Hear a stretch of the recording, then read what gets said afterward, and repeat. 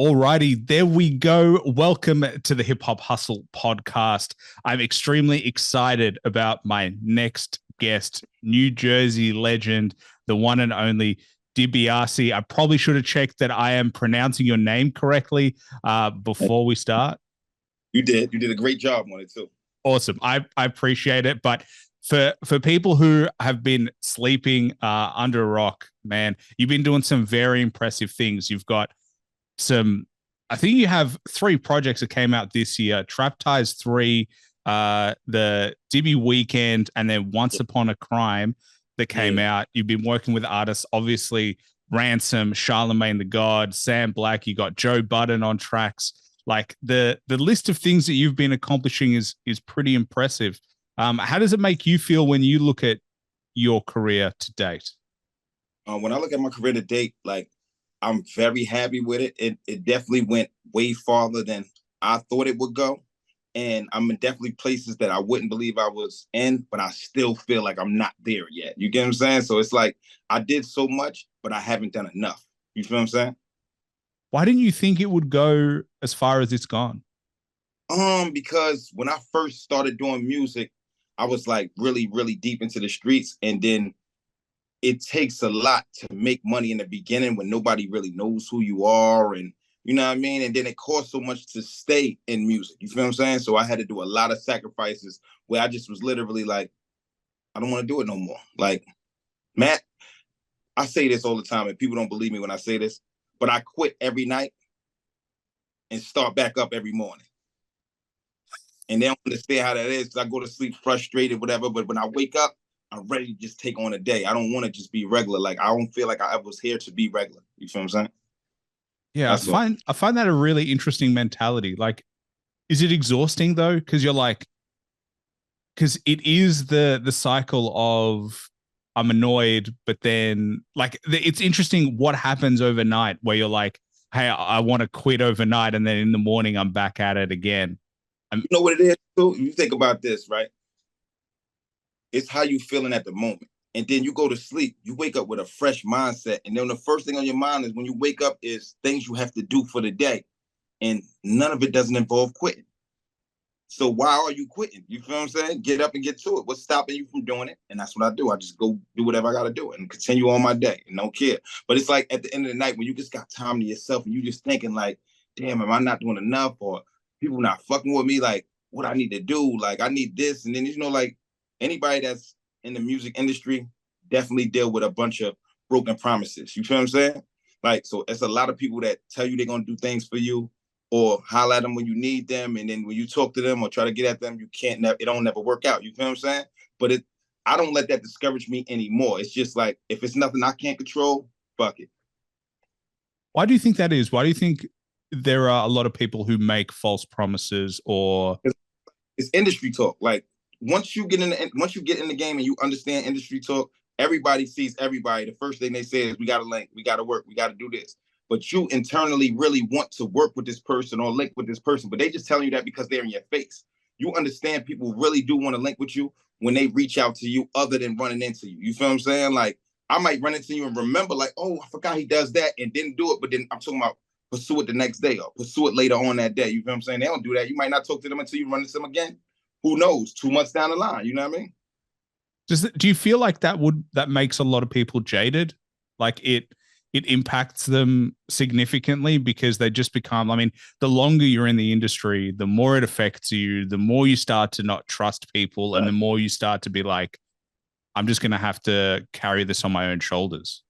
But in a matter how it makes sense for industry talk is because obviously you might not be ready at that point for them anyway. They know that, but they just don't want to let you down. Like, who has time to really sit there and talk to you about the letdown? They just quick talk. Okay, cool. Here's my number. Holler at me. You know, they may not never answer. But then if you actually doing the work you're supposed to be doing, they come to you. You feel what I'm saying? So that means if I meet somebody that don't know who I am, I feel like I'm not working hard enough. I need to work harder. So that's my mentality. I don't take it as they're a bullshit ass person. I take it as I just need to work harder so I don't got to worry about that. They'll be on me next time. You feel what I'm saying? I think that's the only mindset you can have, really. Because, like, yeah, if you don't, then you're just going to think that everyone's out to get you. And there are definitely people out to get you and people who are going to take advantage. But I agree with you, man, because, you know, people, I'm sure, reach out to you and want to work with you. And you would probably look at them and be like, well, you probably haven't done enough to be with me on tracks. And you're absolutely right, because I've definitely seen myself do it to people too. But see, and it's only because I do it because, like I said, it's the moment. But if we actually kick it later, then I will properly make you understand it or help you do other things. You feel what I'm saying? Or help you with other stuff other than that. Because my time is money. So I feel like if I'm gonna do a song with you and you're not properly gonna do what you need to do with it in the first place, we about to take hours out of my day. It's people that get paid for every hour of their day. You feel what I'm saying? So it's like, why am I doing free stuff and it's not beneficial to none of us? Now, if I do free stuff, like I do the song with you and you promote it, I promote it at the same time, it worked for both of us, and we both have different sets of following, it makes sense. If we got the same following, that doesn't make sense. You know what I'm saying? Like, it's a waste of time. So it's like, I see, like, it has to make sense. So I understand, me being from where I'm from, I try to reach out to people from other places because I'm in Jersey. You might be from Colorado. Nobody don't know you here. Nobody don't know me there. You know what I'm saying? Let's cross promote. Yeah. I actually think that is a really smart strategy of just like knowing your audience base, knowing where they are majority, and being very clued in as to like which markets you want to go into. Like, I feel like a lot of people want to collaborate because you're in the same town. Like, they're like, you know, we grew up together, or I know that you lived, you know, a few blocks from me. We never spoken before, but I know that. And then all of a sudden it's like, you know, we operate in the same market. It doesn't make sense for me to put you on my own music. Exactly. So what I try to do is I love working with younger artists. You feel what I'm saying? Because I like to give them game, number one, and then number two, you definitely have a younger genre of people that I might not have at that moment. You get what I'm saying? So it's like, even if you're a female, I want to work with females because you got females that deal with you. You feel what I'm saying? It might be people that I don't know. So it has to be something that makes sense. Or if you are the same type of artist as me, you just got to be as lit as I am. You feel what I'm saying? So it got to make sense for both of us. That's all it is. Introduce people to new people. Yeah. And hey, if you stop grinding, it says everything. Like, if you take that rejection and that stops you in your tracks, you were never supposed to. Yeah. So that's how I look at it. You know what I mean? So every day I try to tell people the worst advice I ever got in my life is the best advice. And that's I tell people to keep working. I used to hate that because I'm like, keep working. Like, you can help me. Like, you can push me to the next thing. But then it's looking like they might have not been in the right position right now to help you. But if you keep doing what you do, they seeing you on the same, they're going to see you get bigger and bigger. So now when I do got the opportunity, I can make it so much easier because you done got more lit, you got more fans, you doing way better, you know what I'm saying? And it's easy to pull you into the room other than pulling you to the room as with nothing going on. Yeah. Well, I think there are many examples of people who are not ready for the success that they get. I mean, how many one-hit wonders they have their hit and they disappear? They were never really the artist that they hit before they were accomplished enough to be able to sustain it. 100%. And I feel like it's certain times in my life that if I did hit at that moment, I wasn't ready, mentally and physically. You feel what I'm saying? So it's like, that's what I spend a lot of time like working on a lot of stuff. So I'm in my studio as we speak. I do music every day, even when it's not needed. So even though the 3 projects that I dropped this year, they all been done maybe before, well, at least 75% of all of them been done maybe before March.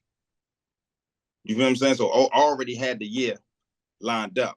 Now I still got 3 more, which I can show you my board right here. I still got 3 more on my board that's already 80% done that I ain't put those out yet. You feel what I'm saying? So it's like I'm always ahead of the curve. So I already got the first half of 2024 is already done. Right there. Damn. So I mean, you're not slowing down at all. I was actually going to ask you about, 3 projects is in 1 year is, it's a lot of music to pump out, and you're just keeping the pace going.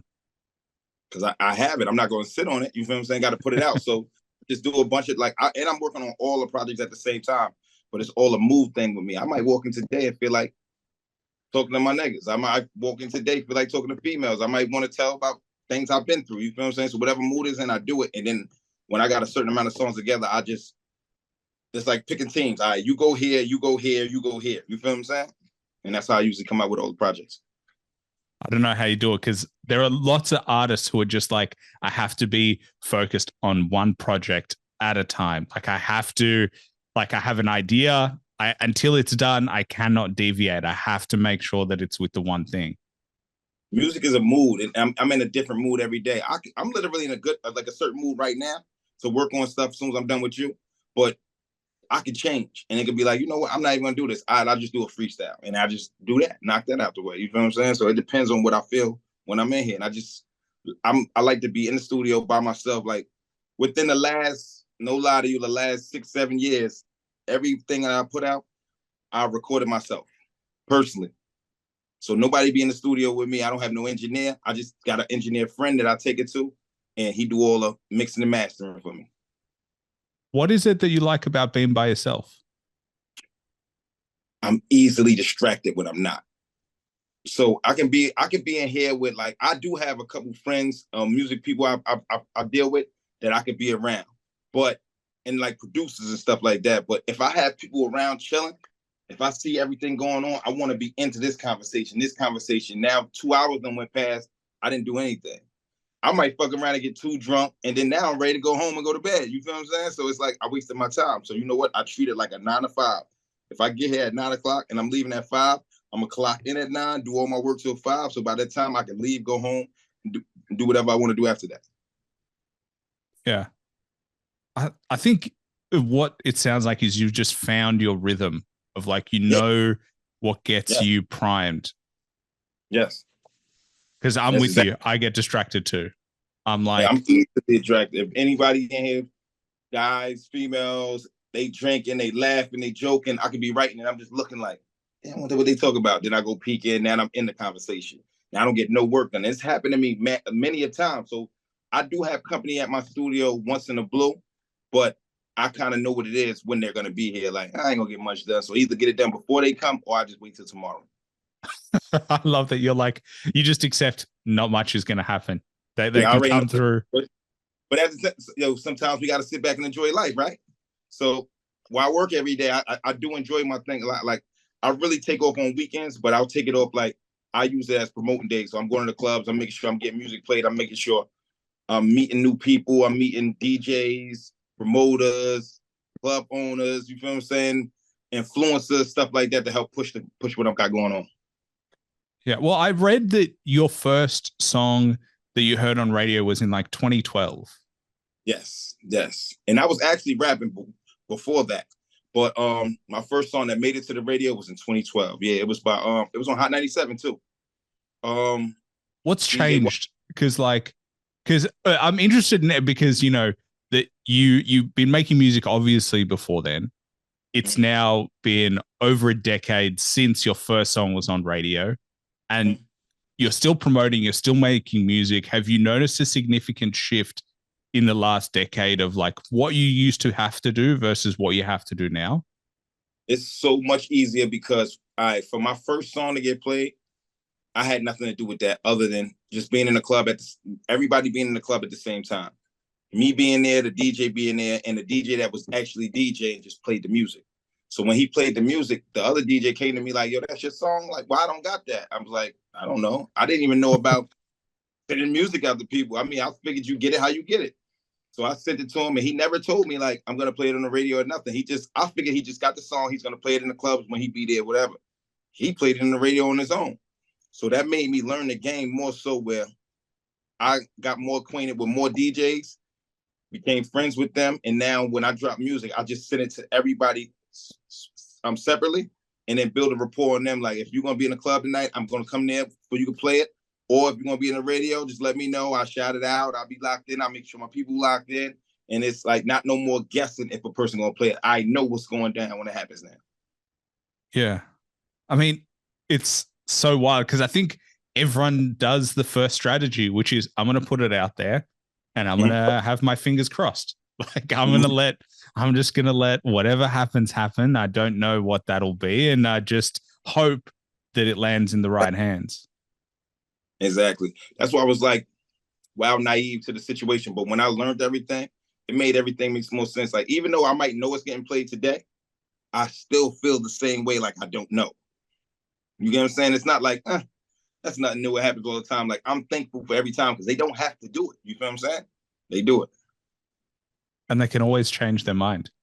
Always. Anything can happen that it cannot play. They could just not be, you know what, I changed my mind. I didn't feel like put it on there, or something happened, it didn't play. And then I used to have a couple times like that before in the beginning, still learning, but everything happens for a reason. You can't be mad at nobody, but stuff is out of people's hands. You know what I mean? Yeah. Do you still think radio plays as significant a part as it did before? I don't feel like it's as much, but I still feel like it's a very big thing to have, because if you do right now go somewhere for 2 hours and you listen to the radio, like, there will be a song that's going to be played 5-6 times. And by the time you get to the fourth time of hearing that song, you start reciting them words. Now that becomes a song that you like when you hear it in the club or hear it on Instagram. Like I feel like the new radio to me more so is social media. And I'm gonna say Instagram, I'm gonna say TikTok, I'm gonna say Facebook. Because if I'm scrolling down and every time I see somebody picture or they got a video or their reel has that song playing in the back, I literally learned that song that fast. You feel what I'm saying? Now when I do go to radio, it's on the radio already too. So then I hit a full song instead of the little clip I heard there. And I'm like, you know what? I like this song. It's good. And that's what, like, I feel like everything nowadays runs the course together with how it works. It's weird though that like music like is in the background of videos and that's how you learn music. You know what I mean? It's really weird because I mean, music just used to be just standalone where like you would just listen to music and that would be its own experience. You didn't need anything else. But now it's like a whole different thing. Music is so different in the way it's consumed. And I like the fact that even back then, like if I wanted to hear a certain song and I didn't have that album or that album didn't come out yet, I would have to literally listen to the radio all day to try to catch that song. Now I just literally type it in YouTube or type it in Google and it comes up and I can listen to it right now. And if I want to hear the song 20 times, I'll listen to it 20 times. That's the only thing different that I like now. Because before I would literally sit at the radio the whole time. And if I leave the radio for 10 minutes, I think I missed the song. You feel what I'm saying? Yeah. Yeah. I agree with you. I mean, technology is the best thing for fans. Like as a fan, it's like, hey, I get it on demand. I can listen to it whenever I want. I get to have like my artists and I get to listen to them. But I feel like for artists, it's not the same as it was. It's not as like the rewards aren't as high because of the way it's been corporatized. Like music has been really, really changed by the industry. Yeah, they take a lot of fun out of the music too, because as an artist, you have to know everything yourself now. Like you can't really throw it on to somebody else. You really got to handle a lot of things yourself, or you can't even just record and just put it on the thing. It's like they got different systems that stop everything, even from the sampling, the spellings of names, and how you worded things. You feel what I'm saying? Like they'll just stop it, and it's like you got to go. It's my behind the scenes thing. You got to go, but once you realize you are a business, you'll understand it and it makes sense. Yeah, I do find it weird though that like, you know, copyright I feel like is a really big thing at the moment. You know, a lot of artists are struggling with not only the evolution of AI, but also like the challenge of sampling and getting that approved. Because it's like, I mean, the copyright tech is just becoming so advanced, they can pick it up everywhere. And hip hop is built off sampling. Like it is historically a genre that remixes and takes old beats and reuses them and finds new ways. And I feel like that's becoming harder and harder. And it's like, this is probably the most time where sampling is being the most, because it's like we got 50 years of hip hop now. It's really 50 years of music people are really redoing over just for the feeling and the nostalgia of it. And it's like a lot of people it was times when people were getting paid for this. So I understand it, because if it was me and my songs getting used 1,000 times, oh no, I need my cut. You feel what I'm saying? So if we got to figure this out to stop it, make sure everything will go and then continue it. You feel what I'm saying? So I'm all for it because we also have to push the pen to make us create. Think about it. Before them, they all created that. All we doing is recreating a thing, adding a new sound to it, a drum to it, or whatever, or different words. So now we need to like create our own thing, so we don't got to worry about none of that. Yeah. Now you put it like that, I do get it from that lens. But I mean, the worst shit, the thing that pisses me off the most is those tracks that haven't sampled. They just stole the beat. They've just reused it. And it's like, I know this sounds exactly like the old song. You've just laid it's almost like a cover song. You haven't changed it at all. You just took an old hit and you're trying to just get more money, not because you're trying to make a good song. That's crazy, but that's what's going on. Yeah, drives me nuts. So even with my project I just dropped now with the Trap Towers 3, right? I had a issue with my distributor because one of my producers gave me 2 beats that we used for the project. And in order for him to make a profile on the distribution, he made an instrumental CD. So when he made the instrumental CD, he dropped those instrumentals on the project. And I thought, like, so that's why I told him, like, if you did that, you shouldn't have gave me the beats. They flagged it. They tried not to let the project go out because of that reason, because he already got it on there. So, once it get on it, it's coded. You feel what I'm saying? So now they caught the coding. It's the same thing. So they wouldn't put it up. Now I had to go through it. He ended up eventually taking it down. And I went to another distribution company and they put it up. But that's how on point they was with it. Like, this song is never going out with us. You feel what I'm saying? So I had to put it somewhere else. Luckily, I had another guy that I could literally talk to on the phone and he made it happen for me. You feel what I'm saying? But that's how advanced they are, that they're catching everything so fast. And I'm talking about they caught it within like 8 hours. Damn. So it was like, yeah, it was crazy. But I made it work, made it happen, and everything good. Is there no way to get some sort of like paperwork together to be like, hey, I've released this music before, but I give authority to this artist to be able to use it, and I'm still getting like to avoid any copyright infringement? Like, if you have the rights to a song, it's not copyright anymore. They usually do, and they will accept that. But let's be specific. I was talking about TuneCore, right? So TuneCore, there's nobody. I don't have a relationship with TuneCore where I can get on the phone with him, right? So I have to wait till they answer my email. If they're answering an email once a day, and we having an email, we done had 6 email conversations. That's 6 days done went by. So I don't have time to be waiting for 4 more days for you to go through it, check it, make sure, and then I miss my whole day to this project coming out because y'all answer me when y'all feel like it. That's why I said when I dealt with the other distribution, which was Revenue Play, and I also know the guy that is one of the owners, I got on the phone with him. Me and him talked throughout the whole thing. So when it cleared, he called me. It's clear, we good to go. All right. So if I had any problems, he tells me firsthand right there, instead of me and him having a 5-minute conversation would have fixed the same thing that took me 6 days to still get nowhere with them. So it made sense. I mean, it would make me want to go through them the whole time so I can just pick up the phone. Exactly. It really does. I'm sitting here trying to figure out where I want the rest of my projects to go to right now. You feel what I'm saying? Like, if I did really want to, I could, because anything I need, I can literally call him. He can send it to my phone or email it to me or call me about it.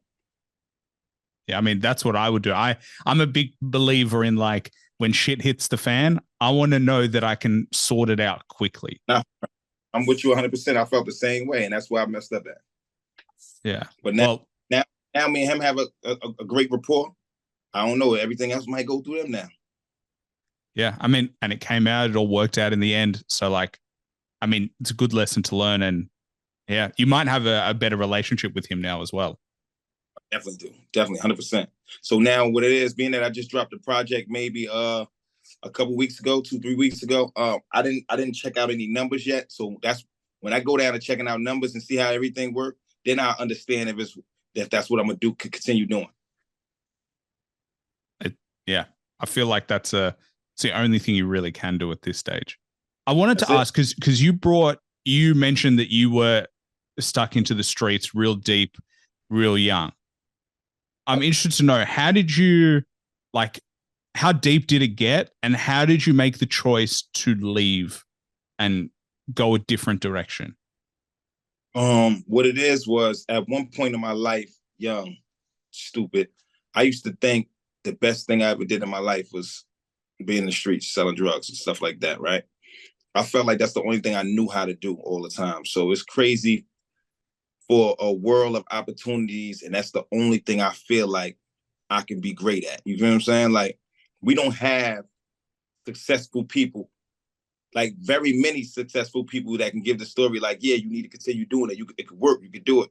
Now it's just a mindset we all had. So I never even had nothing to do with music. Like, I never knew nothing about music in my life, never did anything. My family never did anything with music. I just had one of my friends. He used to rap all the time around us. So when he wanted to do music, I just jumped in, and I was like, you know what? I got a lot of good things going on for me. I know a lot of people. I jump in and I'll be like, I'll start a label and be the CEO, have you under the label, and I'll just push you. So that's how it mainly happened. So what happened was, being in the studio countless hours. I'm not the artist. It's just me, him, the producer, and the engineer. I used to get wild bored in there, like mats of bored, just sitting there all the time.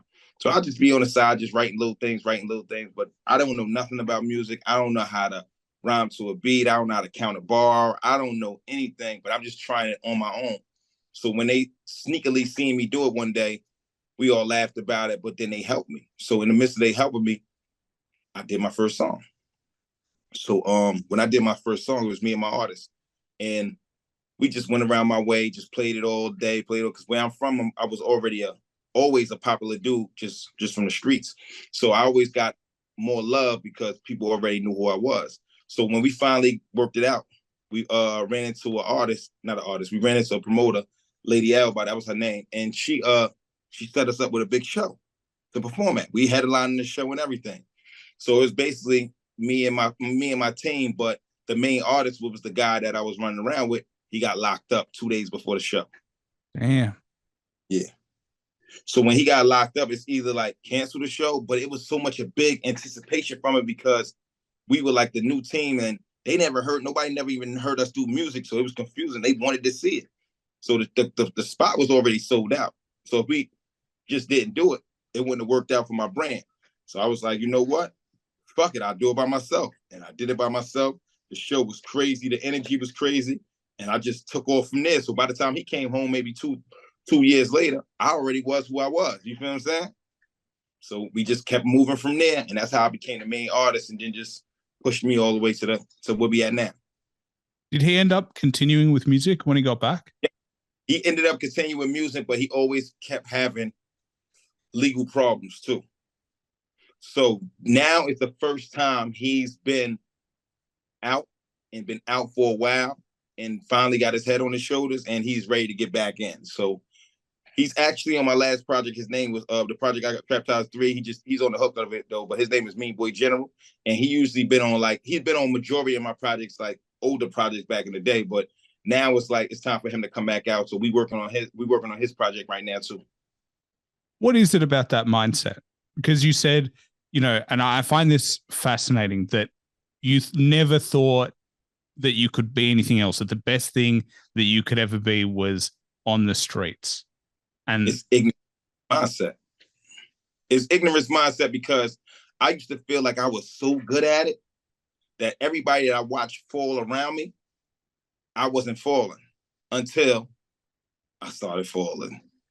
And then now it's like, what are you gonna keep doing? Like that's like having your license, keep getting pulled over for speeding, and then they take your license, and you still keep speeding. Eventually, you're going to jail for driving without a license and speeding. You feel what I'm saying? So that's how I feel like I was in the street. I went from no charges to next thing you know, I got 2-3 charges at a time. You feel what I'm saying? So obviously, jail is on the way. Obviously, away from everybody is on the way. It's nothing good can come from that. So I have to straighten up. And I just went on a straight and narrow and went cold turkey and just invested all my time, energy, everything I had in music. You feel what I'm saying? And it was like, I always had the name, but I didn't feel like I had the skill set behind my name. Like you would definitely know who I am, but if you come listen, you'd be like, oh, he cool. But because my name was bigger than that, so I really had to just sit in. And this way it became from being alone, practicing. If I'm here, there's nobody rushing me to do nothing. If I record myself, I can do 100 takes, and nobody's mad that I'm doing 100 takes because I'm perfecting my craft to get me where I'm at right now. And that's what I did. I sent myself to school by myself. So I would just listen to other people's music and then just, damn, how he said that and the way he bounced on that and the way he changed the flow on that and figured it out and then take all that and just put it into me. You feel what I'm saying? And that's where we at. What's really interesting is like, you know, the discipline that you had of like, hey, I'm really good at the street life. You transitioned into the discipline that you have in your music. And it makes me wonder about how many people are living a life they shouldn't be living and don't ever reach their potential. But if they use their natural God-given talents and their natural gifts and they put it towards something that they would see significant success or significant change in their life. And it makes me wonder about all of the lost potential out there in the world. 100%, especially in the urban area, because we feel like that's all we have. It's really not. Like, even if you decide to go work at the post office, if you decide to be the best that you could be in whatever it is you're doing, you're going to see it's other things bigger you could be doing. You feel what I'm saying? That you literally become a worker and then become the boss of that situation. And if you could run somebody else's company, obviously you can run your own. You feel what I'm saying? You just got to figure whatever it is you want to do. Like, I absolutely knew nothing about music, like nothing. For me to know everything that I know about music right now is crazy because I knew nothing. Like, I didn't even tell you where I can go listen to beats at from. You feel what I'm saying? So when I know, like, my first time writing, I used to write beats off a beat CD. I didn't know where you can go buy a beat CD at. I didn't even know they made CDs with just beats on it. You feel what I'm saying?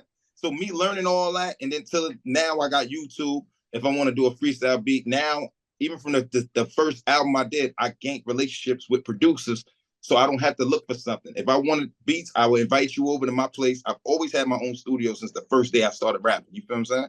So I invite you to my spot. Let's build there. Let's connect there. If I got ideas, no lie to you, at least 60, 65% of my music, I co-produce it. Because it'd be my ideas. You feel what I'm saying? Yo, you should do this. You should do this. Let's see how this come out. And I'm really hands-on. That's one of the things I'm gonna do for 2024. Anything I co-produce, I'm getting co-produced credit for it. So it's gonna be me and you produce this track starting in 2024. I mean, you 100% should. I mean, you might find a lane where like people start reaching out and being like, "Hey, I want you to help produce other music." Like, for real. That's the main reason why I'm doing it. Because when you go look at the name and you notice this person did it, like, yeah, because I know what I want. I know what sounds good for me. So let's figure it out. Yeah. What do you think it'll take for more people to follow your path of like, for people to feel like they are empowered to really reach their potential? I mean, if me having the platform to talk more freely and like, not more freely, but like bigger platforms to talk about it. But everybody that I run into myself, that's conversations I have with people. Like, so just say right now, today I'm supposed to have a session with somebody. If you come over, I usually spend like two hours before we even do music to talk to you, because I need to see where your head at. Because if your head ain't in the right place, we about to waste our time doing this. You feel what I'm saying?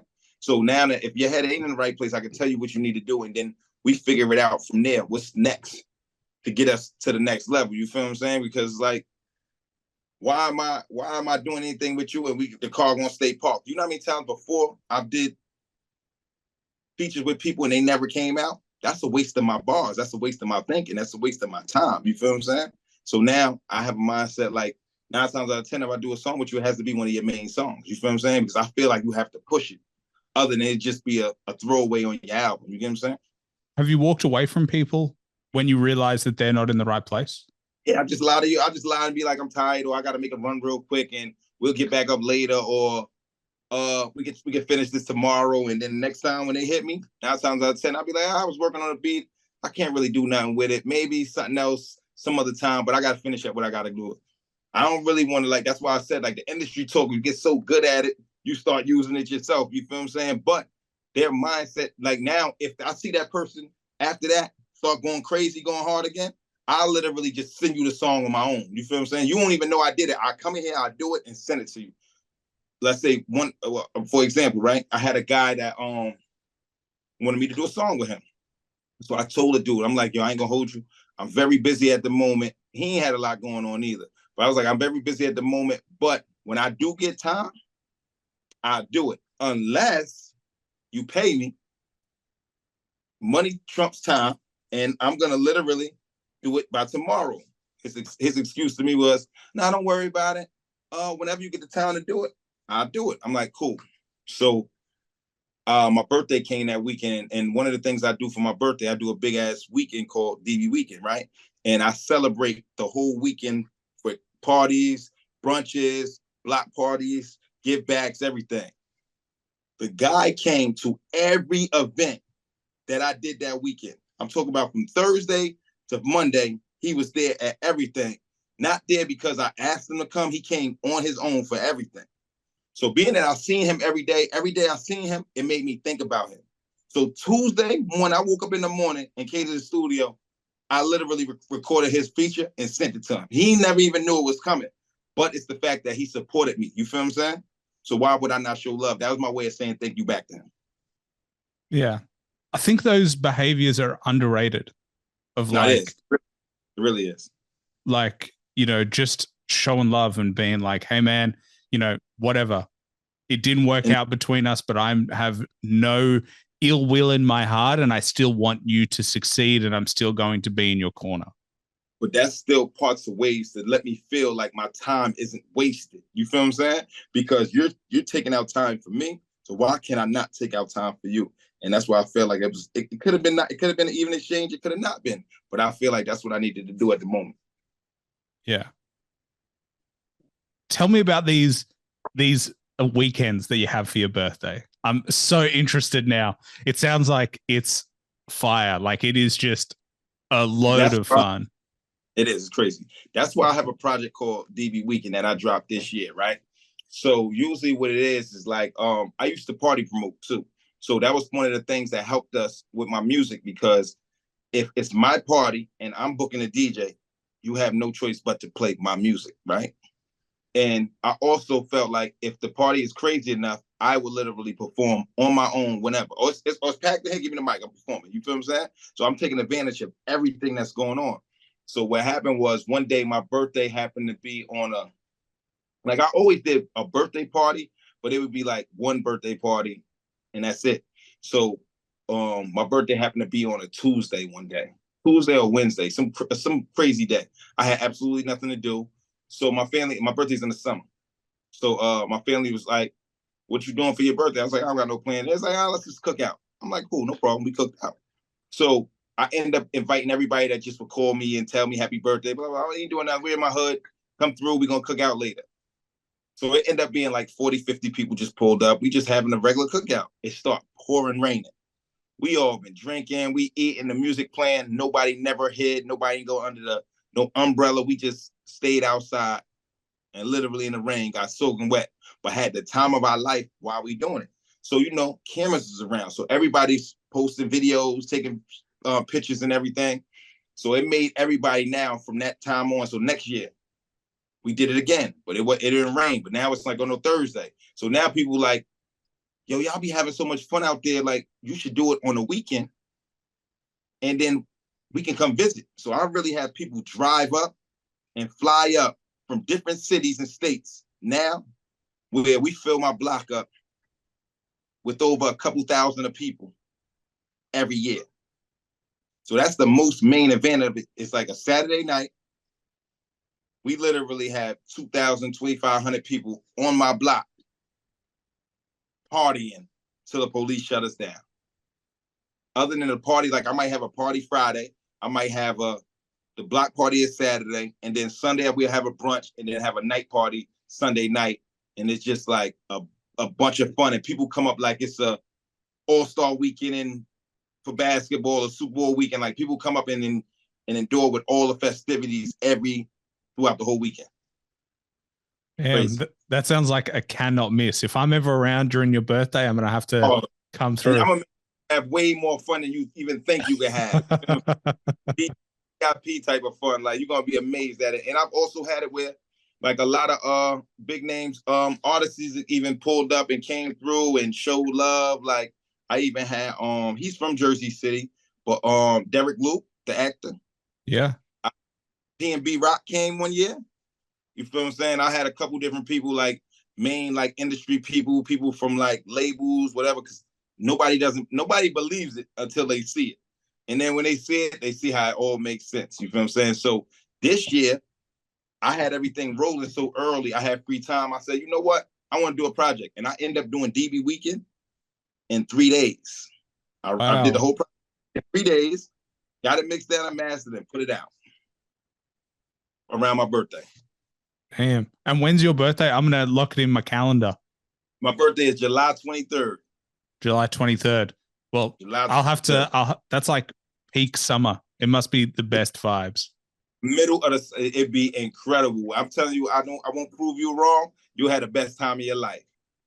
Well, I'm gonna have to figure out a way to get back. I was just actually in New York.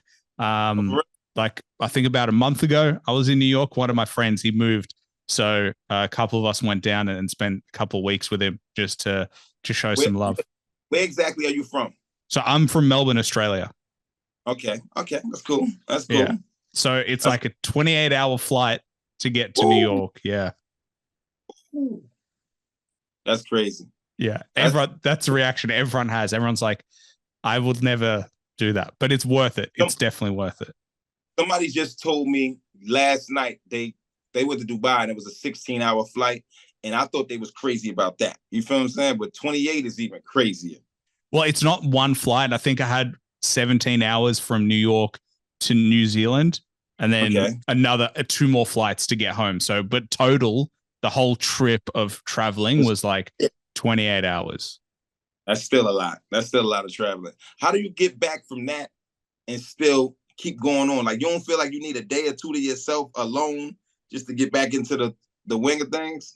Well, I actually recovered pretty quickly. I tend to book my flights pretty strategically because I arrived back at home at 3 p.m. on the Sunday. And so I just stayed up until like I would normally go to bed at like 10. And then I had like a full night's sleep. So I try to book flights that make sense with like where my body schedule will be at. And then I left New York at 7 p.m. So I knew that I would try to sleep on that flight. And like I really try to be strategic about how I manage my body on the flights and when I get back. That really helps the most. Yeah, that makes a lot of sense. But yeah, if you arrive at like 9 a.m., you're fucked. Oh, yeah. I know me. I definitely will be fucked. But see, I sleep on all flights. Like I book all my flights. I like flights at 6 a.m. because I wake up, wash off, slide, get there, get something to eat, and I'll sleep the whole flight. Then when I get to where I'm going, I'm well rested. Now we can run and do whatever we need to do. Yeah. I've never been out the country though. That's my next thing. Do you have like a place you want to go first? I don't. That's why I'm not in a rush to go because I don't know exactly where I want to go. Like it's so many places I do want to go, but it's nowhere that I really want to go personally myself. So I'm usually gonna when I do go, I'm gonna let somebody else pick, and I'm just gonna go and just see what I like, and then look from there places and just do whatever. Well, I think one of the big things is depending on how long you're going to go away for, like picking a place where you're close to other places is good. Like, travel other things, right? Yeah. So if you're like, hey, or like if you're in Europe and if you fly to London, then you can go to obviously France, Germany, like the Netherlands, Amsterdam. You can hit all those spots, Greece, because it's all close. Or you can do like the Asia tour, like, hit Thailand and all that kind of stuff. So, yeah, definitely. That's something I'm gonna look forward to. Yeah, and then you can do some shows, like hit your next market. That's what I really want to do. Like, I really wouldn't mind if my first out of the country experience is to go perform. That's what I'm not a fan of vacationing because I don't like chilling. You get what I'm saying? So I want to get to it. Like, I don't want to be nowhere and we in for a couple days and we just sitting there doing nothing, like just enjoying it. I'm cool. I enjoy it later when I retire. You feel what I'm saying? So that's how I look at a lot of things. Let's be honest. You're not going to enjoy it when you retire. You're never going to want to retire. You're going to be like doing something the whole time. I recognize that in you already. Like, even if you stop making, yeah, you're not. Yeah. So I actually like I gotta stay busy, gotta stay doing, but I do take my times or my days to myself and just relax, get my body, and I work out every day. So I really live a healthy lifestyle. So in order for me to keep being able to run every day, but I don't, even when I got time to chill and I'm actually chilling, I feel like I'm not doing nothing and it makes me want to get up and do something. Yeah. That's what I'm like. If I'm like 3 days on holiday and we're not active, like we're not, beach holidays drive me a little bit crazy. It's like pleasant. It's great. And I'm good for like 3 days. And then I'm like, all right, I'm bored as shit now. My mind is going crazy. Let's go do something exciting and fun. And like, I need to be stimulated. Needs to. I'm just like that. Something has to be going on. Yeah. Yeah. Well, speaking of going on, I actually wanted to ask you about your relationship with Ransom. Because I mean, you've been making music with him for a long period of time. Like yeah. So me and Rand relationship is crazy because we both from the city, but we from two different parts of the city. So how we even really connected is I owned a CD store at the time, and the CD store was located inside the CD store was a barbershop, and it was downtown Jersey City, where Rand is from. Downtown Jersey City. I'm from the Hill. So Rand used to go to that barbershop all the time. So one day when he came in there, I didn't think Rand knew who I was as an artist. So when at the first conversation we had with him, it was one of my partners talking to him, and I just asked him myself, like, yo, how much you charge for features? And he was like, where you from? Because we were in Jersey City. So he's like, where you from? I said, I'm from Jersey City. He said, I don't charge Jersey City artists for feature. So he's like, just send it to me. I mean, we can knock it out. I like it. I would knock it out. I'm like, all right, cool. So in the midst of us talking, I hands him my CD. I had my CD at the store. So I hand him the CD. When he looked at the CD and read the name on the CD, he said, oh, that's you? I'm like, yeah. Because on my CD cover, I wore shades. So, and then while I was talking to him, it was in the middle of the day, I didn't have any shades on. So he didn't know that was me he was talking to. He's like, yo, that's crazy because people been trying to link me and you to do music together for the longest, but I didn't know who you were, but I always knew your name. And I was like, yo, that's crazy. They was trying to do the same thing, but I'm not going to talk to you like that. I'm gonna just have conversation with you regular. You feel what I'm saying? So when he realized it was me, he invited me to the studio immediately that night. So it didn't work out that night because timing didn't work out for me. So I want to say like next week we made it happen. We got in the studio, and ever since then, me and him was locked in all the time. Like we used to be together like 3-4 times out the week all the time. And then he knew like he's seen a lot in me, and he always wanted to help me out. And still to this day later, he's still helping me out. Like right now, my next project I'm dropping is gonna be with Craven, right? Craven is gonna produce my next whole project. So it's like Craven producing it and Rand is like EPing it. You feel what I'm saying? So right as we speak, I'm here now to go through the songs and pick whatever I'm gonna and then so I can take them to go get mixed. And then he's gonna figure out whatever song that he likes, and that's the one he gets on himself. You feel what I'm saying? But as far as me, it's done. I'm just waiting for him to go through it, hear what he hear. We name the project, and that's gonna be what I drop. That's gonna be the first project I drop top of the year. Damn, that is some exciting news for fans. Yeah. How old were you how old were both of you when that happened, that initial reaction, the initial interaction? That's crazy. Probably like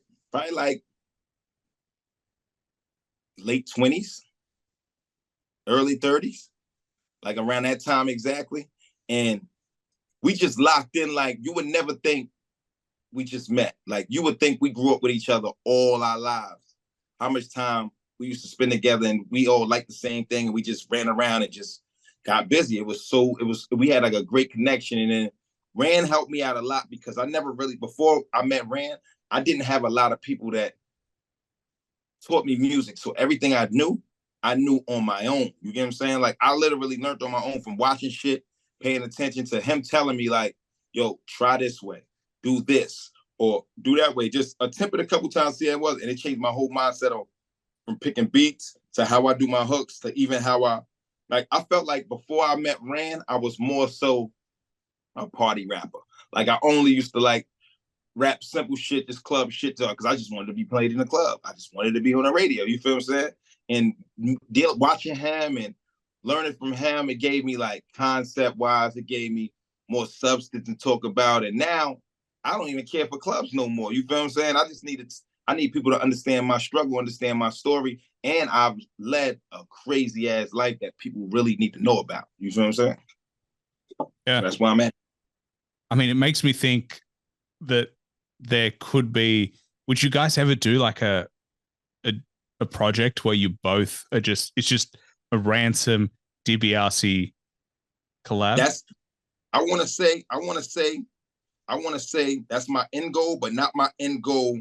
Not my end goal for rapping. I'm talking about my end goal as far as us. Now we at the process where Ran is right now rapping at a higher level, at the highest level he could be rapping he's ever rapped in his career, and he's busy. He's doing whatever he's doing. So my whole thing is I need to get there.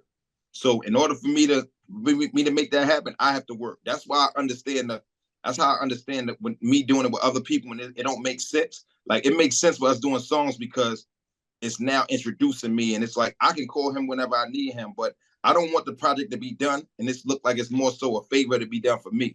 I want the project to be done where it makes sense for both of us at the same time. You get what I'm saying? So that's what I'm working towards. Yeah, that is the healthiest mindset, man. I gotta say, because like it is always my worry. I've seen artists reach for artists that they're not ready to get and pay for features, and they just get exposed on those songs. So now that's why I say like even with the project I'm dropping with it's even on the board. The project I'm dropping with Nick Craven is he heard it and he just heard snippets of the record and he was like, yo, this is crazy. This is crazy. Like this is crazy. It's not coming out until I get on it. And luckily I didn't have it planned till I was ready for him to do it anyway. So I listen to this project maybe once a week by myself. Like, no, it's probably like 3 people in the world that heard this project. You feel what I'm saying?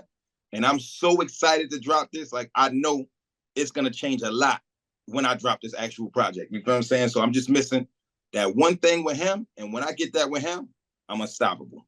I promise you that. Do you have a date for release? No, I don't. Right now, I'm just aiming for literally in my mind, late January, early February. I'm gonna do the mixing process. I'm gonna start the mixing process. No lie to you, probably like the end of this week. And then after I do that, I'm gonna work on like all the other stuff, the logistics of trying to get some merch done and trying to set everything up and how I want to drop it, when I want to drop it, the exact day, put the project up, make sure there's no problems. It's like I like the way that distribution companies make you be your own label. You feel what I'm saying? So now they want you to put it up at least 2-3 weeks ahead of time. So me put it up 2-3 weeks ahead of time. Now I got the time to worry about promotion, marketing, and shoot videos, do all that to have everything ahead of time. So I'm definitely going to do all that within the time. That's why I want to get the project mixed down. And I want to send it to a couple people, let them hear it before I even drop. Because I might get a situation before that. You feel what I'm saying? Because I'm so deep in with certain people that they know what's going on. It'll work out. So that's what I'm working on. Yeah. Well, I think everyone's going to be looking forward to that, man. Absolutely. Like, very exciting. I'm going to go crazy with it. Are we going to see more murals of you? Yeah. Any other mural for me from now on, that got to be from the people showing they love other places. It's in my hood right now. It's literally in my hood because that's what I like to see. I love to turn my corner every day and see me when I look at it. Now, if there's other places, that's on other people to put it there and make it work. You feel what I'm saying? It's just, I woke up and decided, me being so vain, I like seeing myself a lot. You feel what I'm saying? So I made sure that was possible and I did it. You feel what I'm saying? It took a lot to get it done, but I got it done and I love it. It's still there without a problem, whatever. Probably like in a year or two, I'll probably touch it up again or change it to something else. But right now, it is what it is. So and I'm there. It shows you I'm a living legend where I'm at. I'm not one of the people that just talk about places they are and not really from there, not really that person there. Like, I'm really that person where I'm from. You feel what I'm saying? So even for me to call myself the king of the hill is like one of the most dangerous parts of Jersey City. And it's like, it's nobody debating it. You feel what I'm saying? I done put enough work in for all these years to have that name, and I'm gonna continue to do so. Well, for anyone who isn't aware, Dibiasi has a massive mural. Massive. Like, it is huge. Like, you've got music videos in front of it as well, where like you can see the scale of it. Yeah. Yeah. It's huge. It's huge. And it's going on now. They've been there now for going on close to 3 years. Damn. Going on now for close to 3 years. So it's a lot of people, like, I stay catching people pulling up, taking pictures in front of it and do all other things. Okay, that's one of the coolest things in the world to me. Yeah. Yeah. I think I mean, I feel like it would be cool for it to evolve over time, add stuff, and like for it to just slowly change. It's almost like, you know, the visual representation of your career in a way. So that's usually how I do it. And the crazy part about it is, like, the guy that painted it, he's like, from back in the days, he's like a very well-known graffiti artist, and he doesn't even do murals no more. Like, he's so far above that, and it took me a lot just to get him to do it. And I actually would have had it done like a year before, but he was busy. So I had to wait till he freed up his time, and then we just did it. We did it all in like 3-4 days. It was crazy experience. Like, every day it was running around from 6 a.m. till it get dark, and get up and do it all over the next day. And I'm doing all that all while trying to get ready for DB weekend and still record, and literally got it done the day before DB weekend. Made it crazy. It was what was the reaction when it first came up, when people first started to see it? For me or for people? For people. People were like, a lot of people seen the picture first, so they really thought it was fake. They didn't believe it until when actually, that's why I said it came right before DB weekend. So everybody had to come around eventually that weekend. So when everybody actually seen it, it was like, they couldn't believe it, like, at all, that this actually happened. So, you know, a lot of people wonder how it happened. Some people wondering why it's there. You feel what I'm saying? But then the vast majority know what it is. Like, I'm from Stegman Street in Jersey City.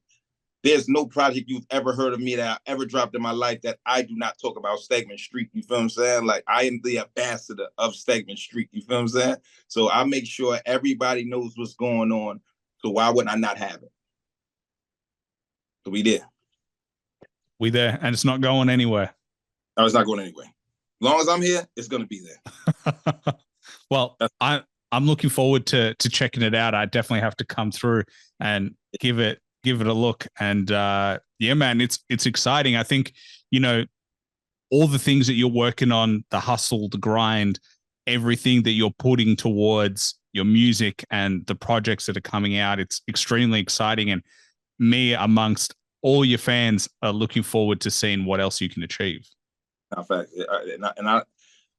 for me really to keep saying this, like, I really had nothing to do with music, to actually have people that really fuck with me now. It's like, that's the only reason I keep going. Like, I feel like I'm letting you down if I just stop for no reason. You feel what I'm saying? So that's like the best blessing that's ever happened to me. Like, cause a lot of people don't have a lot of people don't have people that give a fuck about them. People really don't care about them. Like, they really wasting their time doing it. So to actually get it, it's like, you got to keep feeding the people. You feel what I'm saying? It's like having a child. Like, my child has to eat. So I have to keep feeding my child. I got to find a way to get money to feed my child. And that's where we at right now. Well, man. So look, hold up. Before you say that, I got a question for you, right? Yeah. So you're from Australia, right? Yeah. So it's like, how did you find out about me? Well, I mean, it helps that I have a podcast because it keeps me honest and hustling. And I always look for new guests. Like, I'm always looking through people who I know, people who I follow and fuck with. And then I look through and really find music. So I was just spending some time looking through Instagram and Spotify and just going through, and I happened to come across your page. I don't remember who it was through, but I happened to find you, and then I happened to go to your music, and I was like, why would I not talk to him? That's literally what it is. It's like, why would I not want to talk to him?